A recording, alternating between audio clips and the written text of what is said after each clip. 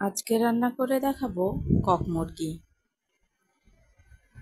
যারা মুরগির মাংস খুব পছন্দ করেন রেসিপিটি তাদের জন্য।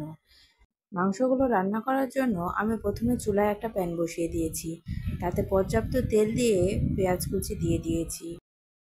পেঁয়াজ কুচিটা যতক্ষণ না লাল করে ভাজা হয় ততক্ষণ পর্যন্ত অপেক্ষা করব।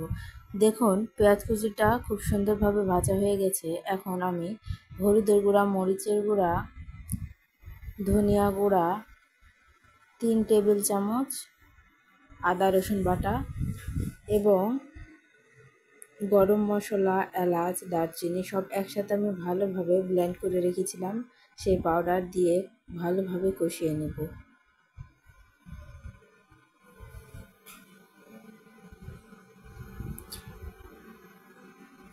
প্রয়োজন হলে অল্প করে পানি দিতে হবে, যেন মশলাটা নিচ থেকে লেগে না যায়।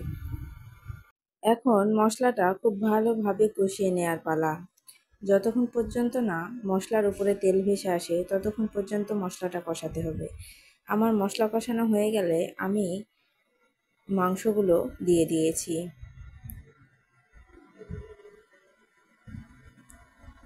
মাংসগুলো মশলার সাথে খুব ভালোভাবে মিশিয়ে নিতে হবে।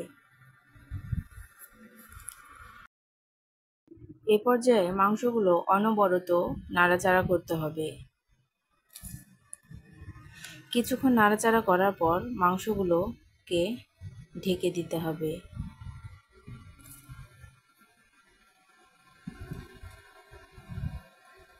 কিছুক্ষণ ঢাকা দিয়ে রাখলেই দেখতে পাবেন মাংসগুলো থেকে পানি বের হয়েছে। মাংসগুলো কষানোর সময় বাড়তি পানি দেওয়ার কোনো প্রয়োজন নেই। মাংস থেকে যে পানি বের হবে সেই পানি দিয়ে মাংসটা কষানো হয়ে যাবে।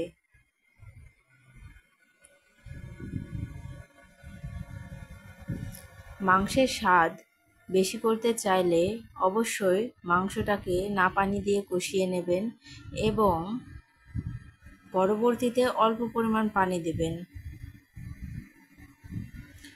দেখুন আমার মাংসটা প্রায় কষানো হয়ে এসেছে, মাংসের পানিগুলো শুকিয়ে এসেছে।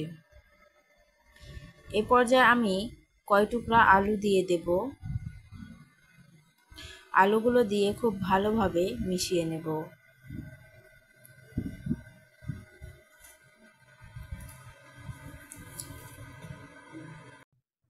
এখন অতিরিক্ত কষানোর কোনো প্রয়োজন নেই, কারণ মাংসগুলো প্রায় সিদ্ধ হয়ে এসেছে। এখন আমি অল্প পরিমাণ পানি দিয়ে দেব।